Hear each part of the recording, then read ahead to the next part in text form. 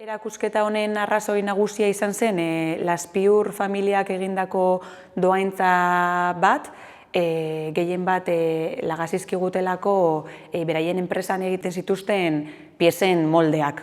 Hori izan zen arrazoia eta horregatik bai Garra eta bai Laspiur enpresako piezak erakusten ditugu eta hortik hasita hasi zen diskurtso hau eraikitzen.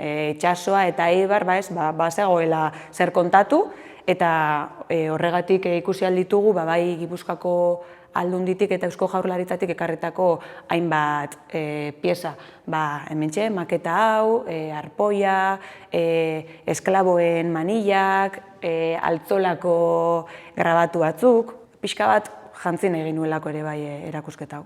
15. mende inguruan hasiko da erlazio hori, bereziki hemen egiten ziren burdinezko produktuak bere helmugara eramateko. Eibartik Altzolako ibai portura eta ibai portutik Debar arte eramaten zituzten produktuak.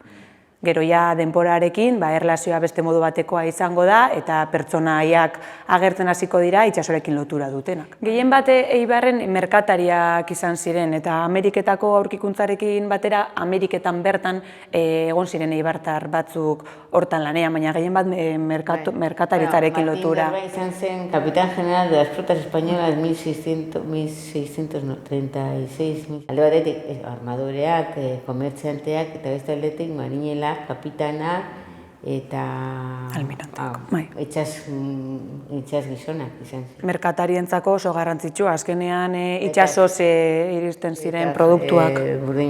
Burdinolentzako. Eibarren eta herriko inguruetan egiten zituzten produktu guztiak. Hainbat produktu burdinarena, labeak, kabazoiak, flejeak, armak be, eta dana, eta aterain behar zen, nondik ateratzen zen,